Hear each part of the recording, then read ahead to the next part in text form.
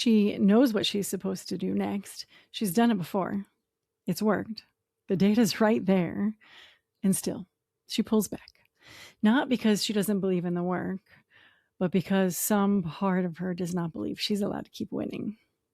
That's not imposter syndrome as a diagnosis. That's imposter syndrome as a body experience. And that's what we're getting into today. My guest is Jennifer Dragonette. She is podcast authority architect, Substack strategist. Whew, that was hard to say. And the woman who a few years ago actually looked at me and told me exactly what I was doing before I understood what I was doing. She is brilliant at seeing other people very clearly. And she is, by her own admission, still learning to see herself the same way. We talk about where all of these feelings live in the body. We pull a card and we go there. For real. Let's go there. Stick around.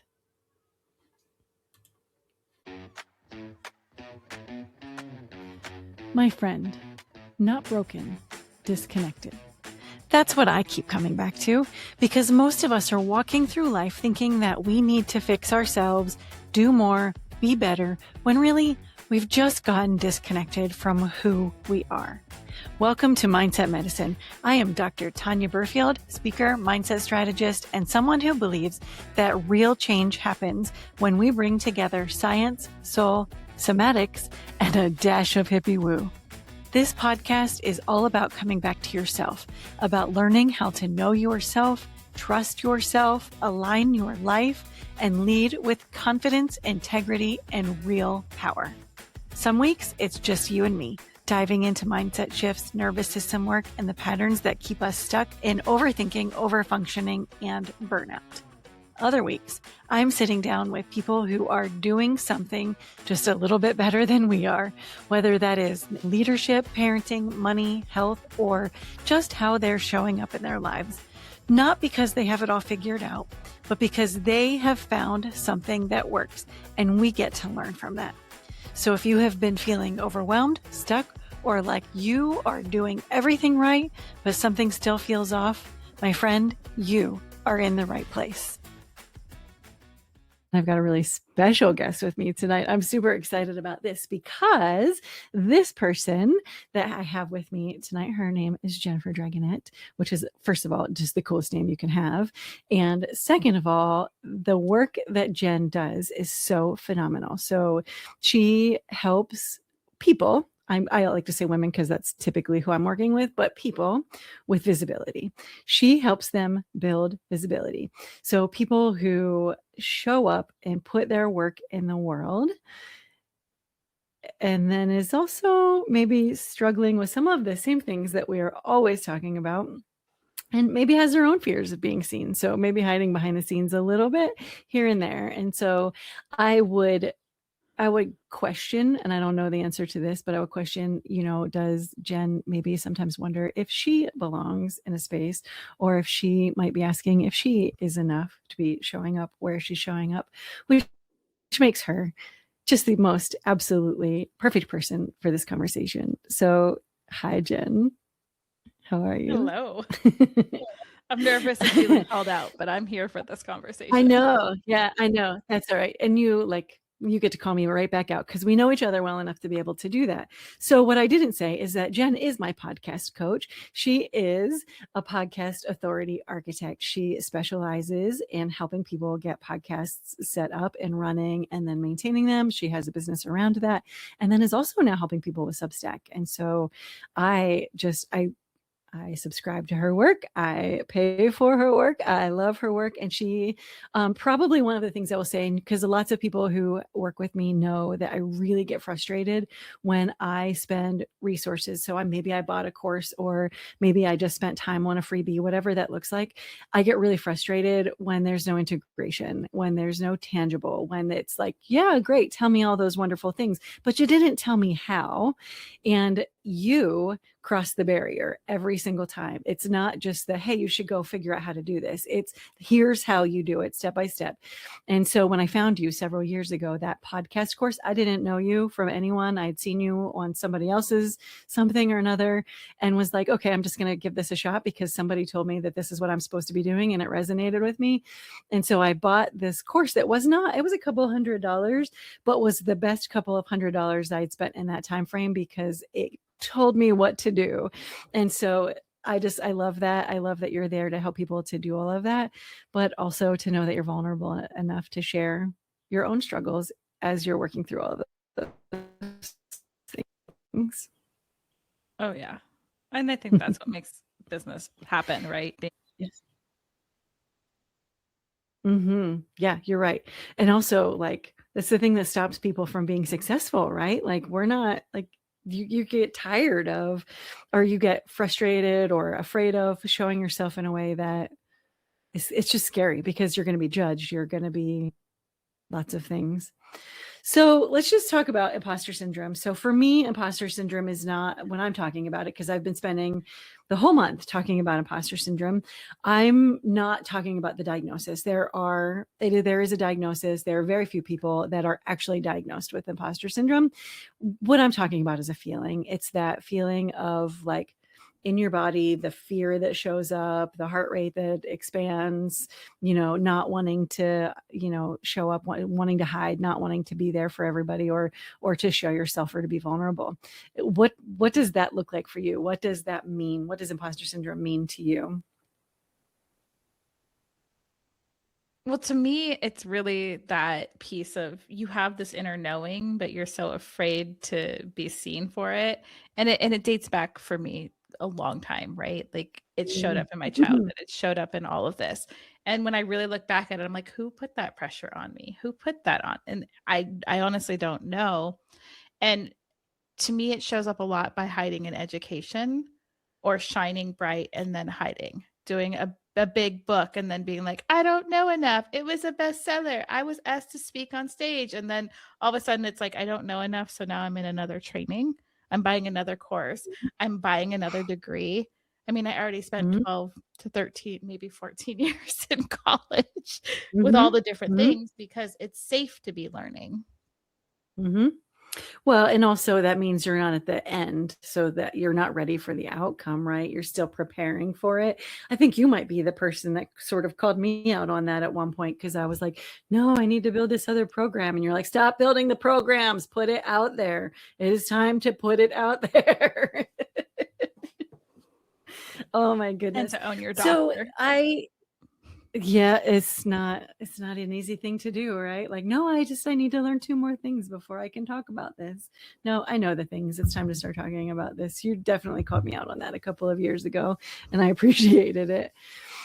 When I think about, you said a couple of things there that make a lot of sense to me. So you talked about how this showed up even in childhood. This isn't something that just happened, right? This is something that it might start early and it might get more. It might increase as you get older. And so I think that when we're talking about imposter syndrome, one of the things that's interesting is that for me, it's not about it. There's like a gap, right, between who you are and what your worth is and what you understand your worth to be. And there's a standard there. And that standard is often set by yourself. You are the one that's setting that standard. Sometimes there's more to that story, especially if it starts when you're younger, and it might look like, things that people are saying or your parents have said or critiques that you've received, but then you're internalizing them and making a narrative around that. You're shaking your head. So I'm assuming that is ringing true for you. Tell me more about that.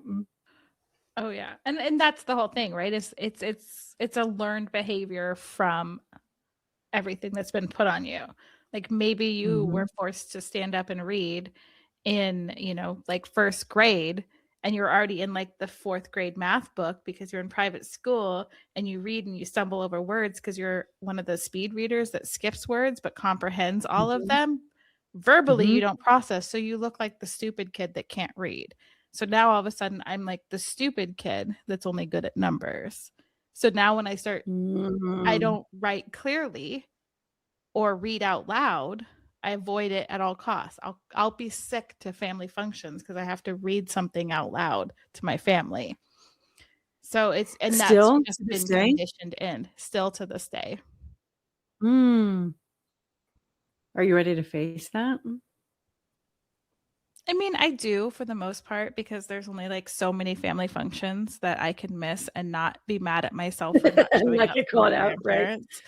And well, Right. it's not even the called out. It's just like how many holidays do I have with them? Like I don't have a lot. And if I'm letting my fear stop me from showing up to interact with somebody that I have a limited time with, I have to come back from that. But yeah, will I excuse myself and be in the bathroom for too long? Yeah, of course I still will sometimes. It happens. You know. But I think that these are like little conditioning things. It's something that's so simple that we make a new story for that'll just keep showing up. And now I'm a podcaster. I speak on stages. I'm not reading my speeches, but I think if there was a teleprompter, no one would want to come and listen to for sure. No one would want to listen to my talk because it would be so robotic. Well, at least you're I smart didn't enough to miss be a able word. Right. And also then because then you're afraid, then you're going to trip over and it's going to be worse than it could have been to begin with. So I think that's amazing. And I think that the narrative that happens there is, so I'm assuming there was some critique when you were younger and that then has landed, and you talked about it, especially in school, but was it just in school or was it also at home? Were there other areas? It was just in school.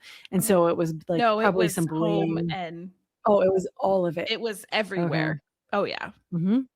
Yeah. Oh yeah. And so my experience was that I was also critiqued. There was probably some dyslexia or some ADHD or something that was some sort of learning disability that was not diagnosed because it just wasn't in my day. And so I struggled with education at an early age, which is why I have a doctorate today, because I had to prove to everybody I was smart enough to do it, or maybe just prove to myself that I was smart enough to do it, because they didn't even care and they still don't understand why I did it. But I don't know that anyone critiqued me for the sake of critiquing me. Like, they weren't just being mean to me so much as I was overhearing comments that were made, or I was made to feel as if I was not enough, or, somebody else did better than me, or, my brother was always smarter than me, or, those sorts of things. And I took those things and I internalized them. And I created a story that said that I was not enough, and that my parents expected more, and that my teachers thought I was dumb, and that I was not capable of. And I was that I created that thing that then snowballed and escalated into this: I'm obviously not smart, and so why do I think that I have the right to now speak up and share my opinion and to do those sorts of things? Does that resonate for you as well? Oh yeah. I mean, we are the master of creating ways to keep us small and to keep us safe, and whatever safety looks like. And I think that imposter syndrome, I'm air quoting imposter syndrome, the imposter feelings, I think that it's a method of keeping us safe. And sometimes safety isn't even a good place, right? So sometimes it's a pattern. like right now, imposter syndrome is keeping me safely stuck in struggling every month, like financially. Like I have enough, but I just have enough because it's safe in this current moment. Stepping into that next level, what if I don't know enough? What if somebody else is going to critique me? Do I have the confidence inside to have those keyboard warriors coming at me? What if I went, like, there's just so many things that has cycled from that one moment of being visible that then created this chain reaction, right? So when I went home and started reading, I would skip things and then I'd get made fun of. And it's like, I'm with you. I graduated with a master's with honors. I did everything with honors. I got a B in school and I grounded myself. Not my parents. They were D students. They were like, way to go. I'm like, I got an A minus or a B. I was grounded till I brought that up to an A. Like, that was highly unacceptable. That wasn't on them. I don't even think my dad actually graduated high school, but like, I did that because of that internal thing. being made fun of, I was never going to let that happen again. And it shows up now of like, I can show up, I can be confident. And then as soon as it starts to shine bright enough for someone to move forward, I'm like, oh, nope, I Yes. have to learn Yep. something. There are two things I want to follow through on there. The first one being that whole visibility thing, because you and I both have spent some time talking about this, and we both obviously have some wounding around it, because both of us a number of times have, like, we start to see some like increase in business, we get some engagement, things are starting to go really well, and then we both run and hide from it because we're afraid of what comes next. And so maybe it's judgment, maybe it's fear, maybe it's the lack mentality, maybe it's some wound, maybe it's some soul contract, maybe it's a lot of things. But I'm guessing that in both of our cases, it probably also has to do with fear around what happens when we're not successful. So if we pull back, then that's on us because we did that. And so it's that survival, it's that safety that you're talking about. But if we don't pull back and we keep going and we don't find that success, then we're going to be judged for that. Is that, yeah? You think that's probably what you're doing too? I think part of it, and part of it is that imposter feeling, right? The imposter feeling of like, am I faking it till I make it? Am I faking it till I'm faking it, aren't I? Like, I'm just showing up as this version that is faking it. And I think that term fake it till you make it is super, it's good, yet it's actually really scary at the same time, because it's like, but I'm not faking it. This is who I am. This is like what, like there's only so much that you can actually fake, right? Before it's like, okay, I couldn't be this successful if I was just faking it. Right. I agree with that completely. And I also that like you can't build confidence until you've worked through it, right? And so you have to kind of fake it, and you have to pretend like you know what you're doing a couple of times until you build the confidence, because the repetition then is what then will get you out of that. So I think that makes sense. There used to have this thing about fake it till you make it that was like, here are both sides of it, but I can't remember it off of the top of my head. So we won't quite go there. And then there was visibility, and what was the other thing that there was something else I wanted to talk about in terms of I know. So you talked about like when you start to have that feeling, the imposter feeling. So I'm, and you are too, very big on things along the lines of like nervous system regulation, and your body keeps the score. And we know that our traumas are showing up somewhere in our body. And we know that until we work through those things, we're not going to get to the next level. So when you start to have that imposter feeling, where's that showing up in your body? How do you know that's what's happening? It always starts with a sore throat and then goes into like being sick. And then it actually takes me out for a couple of weeks. Like I'm right now just getting over a sinus infection, ear infection, and bronchial infection. Like not just one. Like my imposter feeling when I retreat, it goes into like full-blown sickness. Like you don't get one infection. Here's 3 things that get to be infected. Here's 3 to deal with. Yeah, play with this. Yeah, and I don't know, like it's hard because then it makes you not want to push that wall again, right? Because it's like, oh, well, when I push this wall, I start to feel like I'm faking it till I make it. Now I'm sick. So then you're not only fighting the imposter feeling, you're processing your body keeping the score of pushing against that feeling. So for me, I always jump and then hope there's a net. And I'm learning now to at least pretend like I'm going to look over the edge before I jump.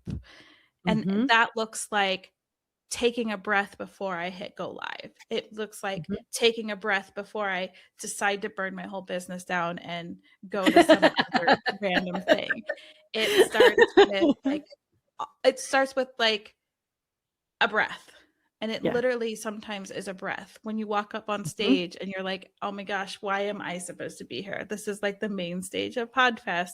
Like I took a breath and that helps regulate my system. And it's like a full body breath, like let the belly out, let everything. And I think that's you know, we're having to unprogram that a Mhm. little bit Yeah. in whatever way we can. So that's fabulous, and we're gonna come back to that, but I also wanna point out, so when I asked you where in your body does it land, you went it was you grabbed for your throat and you took a breath, and so that's cool because, like, let's talk about what that means if it's in your throat, which then led to those 3 infections, which are all related to that same area, but, I love chakras, and if it's in your throat, like, if that's where it's starting, that's your voice, right? Like, that's, of course, where your voice is, but that's also about a sense of control. And so when you're struggling with your throat chakra, it is about not having control or not feeling like you are safe. And so if you aren't feeling safe, then you are going to pull back or you are going to fight back. And so your body, by coming up with those 3 infections, is fighting back from the force that you're trying to push through with your throat chakra. So I think number 1, like, that's cool. And we just need to work on your throat chakra a little bit. The colors are teal, like teal blue, sky blue kinds of, like, I always think like sunset, sunrise kind of ocean blues. And so if you take time, so when you're doing your breath, if you actually breathe into your throat chakra and then talk to it as if you are talking to whatever is the lack of control or the sense of safety, to let it know that as you're breathing that it's safe and it's okay and that it's comfortable and you feel grounded, then that can be a little bit helpful too. So the next question I had for you, you already answered, because it was, how do you start to move that needle? And you did it. You started moving the needle by regulating your body, by taking a breath. That's what you're doing. I love there's a little saying that's like, especially around anxiety, which is kind of what's happening here. It's your body reacting, is your system, your nervous system does not know the difference between a tiger and a to-do list. And so if you are doing something that is pushing through, that is making you uncomfortable, it's like you're trying to survive the tiger, back in the day. And so it doesn't know the difference. So by stopping and taking a breath and maybe saying something positive to yourself, you are regulating your nervous system so that you can respond more positively. I love that. And then you talked about the safety net. So tell me more about that. You started like just jumping and hoping for a net. So I've always been the type of person that if I take the breath or the moment, that's when that whole feeling comes in and it's like a full body stop.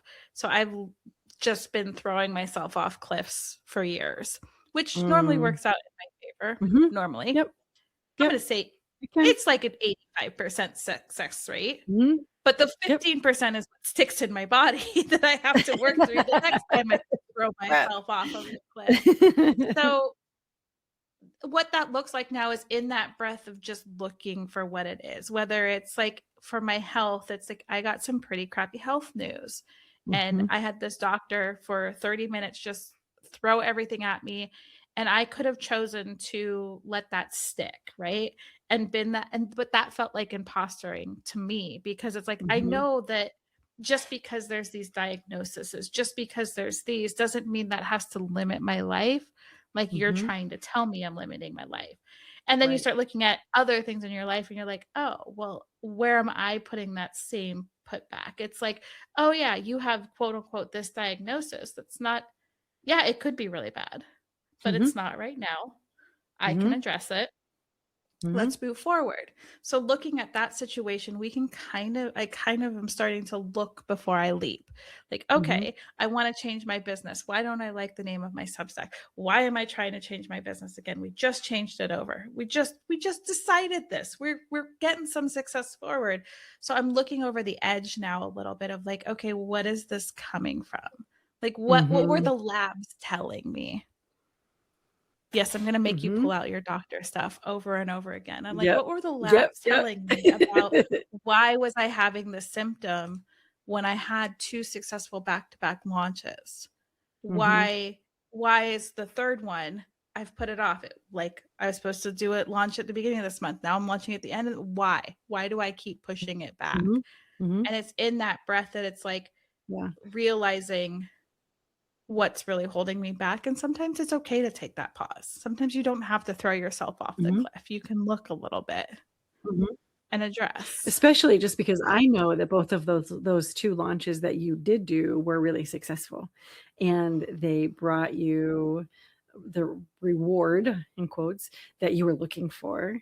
And so now why are we stepping back from that? And it's coming right back to the sense of safety and security, right? I think it's in the over-functioning also. It's part of like it's part of Mm. part of my invisibility, my, like this whole wound around like imposter syndrome is that I can't be this successful. I can't have what I want. I can't ask for money for these. So part of it is like my imposter syndrome is I felt like an imposter because now I'm being paid for this. But when I did the first round and I offered it at a certain level, then I was pissed at myself because I'm like, now I'm literally working for under minimum wage.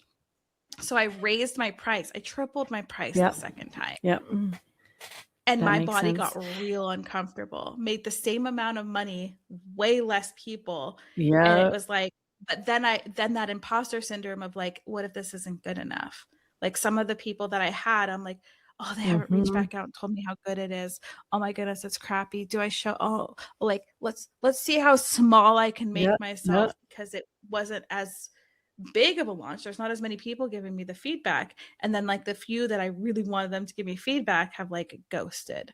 And I know they've ghosted because one of them's on vacation and like there's reasons they have. And they're like, I'll get to this when I get back. Right. But It's in my this time of mind, year, right? it failed. You charged too much for it. They didn't see the value in it because we've been burned so much. I've spent hundreds of thousands of dollars on education and courses and coaches that I'm like, why did I spend $5,000 to spend 3 hours with you? You gave me nothing. Like the lunch even sucked. Like, Right. I don't know. Yeah, no, I'm with you. That was what I was talking about earlier. Like when I've spent like my resources on something and then I don't have the tangible, that's so frustrating for me. And I think that's part of what both of us do in terms of overgiving is wanting to make sure that there is enough value. Like we care about that and that's important. But I think there's more to it and it is around a wound. I'm curious because I know that you work with Jen Kohler too, and she's going to be on the podcast next month. And so she does some numerology and talks about like specific wounds. Do you know what yours is in terms of visibility? Oh yeah, today I'm the magician. I'm the hide in education. Ooh. I know it all. I'm afraid to tell any of it because I might be wrong. So I definitely like it fits in there, but it also fits really into imposter syndrome, right? Because when we 100%. I have all these things and it's like I can do it, I can build it, I know it's good, I know that I'm not giving. But I think that imposter syndrome feeling keeps us overgiving because we never feel like we're good enough. So we either, especially if you're in business, you either decrease your prices or you overgive. You're like, for $100 for the first time I did this, I overgave like crazy. Yeah, you sure did because I bought it. And then for $300, I'm still overgiving. That's still like 5 to 6 hours of my time. So like, that's a lot. and it's literally giving people clarity. Like the feedback has been so great. Like I have clarity after all these years. I'm but in my mind, it's the one person that hasn't reached back out who I really wanted to reach back out. This is great. Let's partner together. All of those things. That's the only one. So that imposter syndrome is showing up because the one person that I wanted, pulling all of that back. So now I feel like an imposter and I'm like, do I really know how to do this? Am I sure? Yeah. Did I overcharge? And that one person is just super freak. Yeah. And that one person is super freaking busy and hasn't had a chance, right? Like it's okay. Yeah. And even if it's not, it's still okay. It's fine. So I love this. And one of the things that I do with my emotional ER is that I love to work through the patterns of this. And I like to pull an oracle card to help identify some of what's going on. So I have 2 decks with me. Want to do it? Want to do it? I want to do it. So I have, this one is one of my favorites. It's Angelic Lightwork. So that one's purple. And I just got this new one and it's really pretty. It's called The Soul's Journey and it's all teal, which teal. And I just got done talking about your teal in your throat. And but anyways, I just got it a couple of days ago, but it's connecting and I really like it, but I'm happy to pull from either one of those. So which one do you? I'm like, let's go teal. I mean, my wall that you can't see is also teal. So that is my brand color. Of course it is. My main color it is. Thing is teal. Me too. Me too. I love these cards. Are just look how freaking pretty they are. They're gorgeous. Okay, so what I think that we need to do is just get one card that talks to us a little bit about this wound or this imposter syndrome. Maybe it's around the magician, which is causing the imposter syndrome. There's just one card that tells us what do we need to be paying attention to right now for this. Oh, that was like 12 cards. We're not doing that. We don't have time for that. We just want one card. Loud. Sometimes we just got to be patient. The card will come.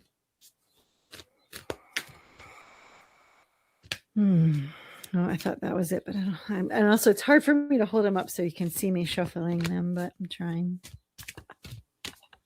We want one that will. Would you see that? They're like all coming out. We're not doing that either. We want one that will either just jump out or will sit sideways enough that we know that that's our card. That one stuck to my hand. It might have been it. I sometimes feel, I know, and sometimes I feel like Rain Man, like it's going to come. I swear it's going to come. It just takes a minute sometimes. And I hate rushing it because then I'm like, that's not even the card. She's Louise. It's also really warm in this room, so I feel like they're starting to stick together. All right, we got our card. Ooh, I'm ready. Are you ready? Lay it on me. I'm going to lay it on you. So it says, one thing at a time, focus on a single purpose.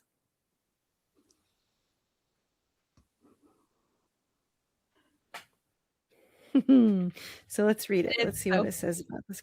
I'm like, that is so funny because that is what I've been telling everyone on all of those calls and everything that I've been saying for the last like 2 months. And look, my throat's. Do you hear your voice right now? my throat's all jacked up. Yeah. Funny how that works. So say more about that. This has been your focus. It's been your focus. And my focus on one everybody is like one thing at a time, like show up as one thing. And it's kind of why I've stuck in podcast realm, right? Because you came in, it's not just podcast. Like once you come into my realm, once you come into my world as a friend, as a client, it's like, here's this how you do the podcast. Here's your 1, 2, 3, but we have to build the whole back end at once. But it's one thing. And as a multi-passionate, it's hard to show up as the one thing. It feels like you're being an imposter in your body. Isn't that the truth? Because you're the one thing. Like I'm a podcast person, and then you get like, it's part of the reason why, this last 2 launches, it's like, I already did 2 of them. You want me to do it again? Like boring. Again. But it's like do it again. The one thing, do it again. And tweak it a little, feel better in it, tweak it. Right, the consistency. It's like the same with like dating, with relationships, with how you're doing health. Like we always are like, oh, let's celebrate our health win by doing something that's going to take away the health win that we just had. And right. Focus on the one thing that's working. It doesn't have to be a million. So I feel very called out. Very called out. Yeah, you should. And I also, so I'm going to just sort of double down on something that you just said is like when somebody meets with you, and this happened for me, I bought this, I think it was like a $200 or $300 podcast course that was supposed to be asynchronous. And then you offered me a call as a thank you. And I was like, sure, I'll take the call. I have no idea what we're going to talk about, but whatever. And also I'm at this point, I still don't know what I do or why. And so I'm not sure what I'm going to tell you, but didn't you, like, we call it fire hosing in Jen Dragonette's world. Like, didn't you fire hose me until you knew exactly what I did? And you defined it very clearly for me. And it still took me another 2 years to like accept that and be sure that that's what I did. But you figured it out very quickly. And so I was like, wait, you're not a podcast coach. You do so much more for people. And I remembered saying, I don't think you recognize exactly how much you're doing for people. And because then I was in your group for a while and am again. And so that's what you do is you don't just look at one thing. You look at all of them and then send them on their path to do one thing at a time. I think that's incredible. But it has to be like the card. It has to be the one thing, or the imposter syndrome comes back in, Yeah, or the trying too hard, or the pushing yeah. away. So I feel very called out of like, yeah, that's the one thing I need to focus on the one thing to fix the imposter syndrome Focus that on the fixes one the thing. capability. And it's like the one thing is Yeah. staying in the lane for me. Yeah, I'm reading through the card. Now it's a couple of paragraphs, so I'm not going to read the whole thing, but there are a couple of things that are jumping out at me. If you feel you are working hard but not accomplishing much, it could be that you are working on too many projects at once. Productivity isn't about how busy you are or how fast you work. It is about how much you actually achieve. Success comes from grasping your deeper purpose, not from spreading out to cover too much. It's not helpful to scatter your energy too thin. And listen, nor to leave something half done before you begin a new venture. You just got done talking about that. Oops. Oh my goodness. And then there's a mantra, and I think this mantra really lands for you. It is, I am determined to focus on one thing at a time so that I can complete every one of my tasks. And I think that that's very fitting for imposter syndrome and imposter feeling, right? Because it's such a big Yeah. piece, Mhm. right? Like it's not something little that we're all Yeah. facing. Like you hit one level of like next level, like, okay, I got on a stage where there could have been 3,000 people in the room. Like that's a pretty big deal. Mhm. And it was like I focused on that one thing, Yeah. and then I didn't show up for the rest of the event. Like I was like, okay, peace out. That was scary. Right. I need my own Right. space. But I I think gotta go that, hide. and Yeah. it's just like what you said with the podcast thing. You came into podcast, but if I had presented myself of like, I'm going to fix all your problems and see the through line, you're not going to come to me for that. So focusing Yeah, on I didn't podcast, know I was ready for subject that. for podcasters, like Mhm. it gives you that one Mhm. thing. So whether it's in life, business, health, or whatever, that one thing really might be your actual prescription to get, like, I'm using all your language. Like you can tell that I've been in your space You for a are, while. I You love could it. be your actual prescription for moving through whatever it Yep. is in your life. Like the imposter Yeah. syndrome. Focus on the one thing that'll move the needle. Again, now's my throat's getting all screwed up because I'm like, I hear it. I'm I really hear it. resisting this. You're Like the pushing one through it. thing I forward. need you to breathe. Like the one thing. I'm like, it's not gonna get better. It's just it is what it is. But Mm. it's Mhm. and it's Mm. really hard Yeah. because we want to just Mhm. move Yeah. through it so much. But imposter syndrome didn't come because we were born with it. It became the little things that stuck on us. And do I feel like an imposter in my life? Mhm. Half the time, yeah. I'm like, I wrote a best-selling book. I spoke on big stages. Like, okay, I'm a top 1% Mhm. podcast. I'm like, how? I'm just this little petite Right. thing that lives, like by myself with a dog. Like, Yeah. how am I? It doesn't feel like I Mhm. feel like I'm faking it, but then holding back feels like Right. it's faking it. So you have the two sides of you that are, Yeah. and I think that imposter Very syndrome disconnected.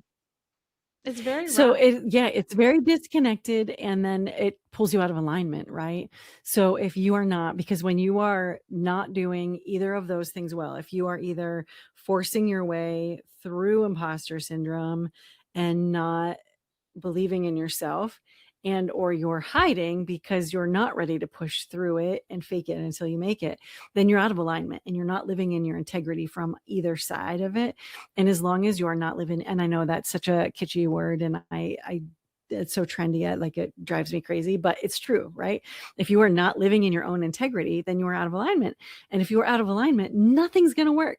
You are going to be unhappy. You are not going to feel any kind of joy, any kind of fulfillment. And so you've got to figure out what is the through line there in order to find the balance for you to find the alignment so that you are living your truth. And I think you're getting there. I really do. You're getting there. And I think now it's time to sort of unravel the story and the narrative that you have created so that you can focus on that one thing. And only tackle one story at a time inside One at a there. time. Focus on one at a time. Out of all of them. I love that. I love it. Jen, I think you're fantastic. What I will say to anybody that is listening, so Jen and I are both on Substack. We recorded this live on Substack. And so if you want to come back to it, it will be there. And then also follow both of us if you're not already, and subscribe to both of us if you're not already. Jen shares some really cool content around not only Substack, because this is what she does. This is what I was talking about. It's not just Substack. It's about finding who you are so that you can go and live your purpose, whether that is creating a business or that is just, showing up a little bit better. I'm here for it all. And I'm like, and I'm here for all the prescriptions you're going to give me to make sure that I keep showing up. I love it. I will start calling you out when you're not. You called me out. You're the reason I'm the architect now. Like a year ago, you called me an architect, and I'm like, It took me a year to settle in. And I think you need those people in your life. You need to have the energy. Don't I agree? Sometimes it's so hard. Like, don't try to go at this alone. Don't try to overcome imposter syndrome alone. Like, find your person, get your prescription, do your one thing, and maybe that's like what you do right now is like, do your one thing, go to the ER. You need to go to Dr. Go to the ER. Do your one thing. Yeah. Follow Jen, follow Tanya. Dr. Tanya's, you're always going to be Dr. Tanya to me because you worked hard for that. I love that. I'm like, go to her I ER. did. I did. And ER is special. Your book is special. Like, even the people that helped you get the book out there said, like, it came to me right when I needed to. And you've made some huge shifts. And I think that it's about taking that one step with the people around you that can help you see the light and know that imposter syndrome is a feeling, and feelings aren't facts. And that's really hard. Oh, yes, I love that. It is so hard. Feelings are not facts. They are not data, my friend. Do not listen to them. Put them away and find the data. I love it. I love it. All right. Fantastic. Jen, thank you so much. I appreciate your time. For everybody listening, I will put all of the links that we've talked about in the show notes so that you can find both Jen and myself anytime that you're ready. Thanks, Jen. You're welcome. Jen said something near the end of this conversation that I keep coming back to. Feelings are not facts. Your body is reacting like it's a tiger. It's not a tiger. And it's your next right thing that is just asking you to show up for it. And the prescription today, Jen's word, not mine, and I love that she used it, is one thing at a time. Not because you can't do all the things, but because you can't actually do all the things at once. And the trying is what's keeping you stuck. So here's the one thing for today. If any part of this conversation landed in your body, if it is in your throat, if it got tight, if your chest did that thing, if you felt yourself nodding and then immediately taking yourself out of it, don't file that away. That's your body telling you something. And it's been trying to tell you that for a while. You can start with the mind body scan. It is free. It is 12 minutes and it will show you exactly what I mean about your body already knowing. So go to www.drtanyab.com/reset and pick it up. The link will be in the notes. And if you are ready to go deeper, come find me on Substack. That's where I go into all of it. The practices, the deeper work, the things that I don't put anywhere else. You can find me at substack.com at Dr. Tanya Berfield. Go find Jen too. Her links, she's on Substack. She's got a website and her links are also in the show notes. She is the real deal, my friend. All right. I'll see you next week. I love you.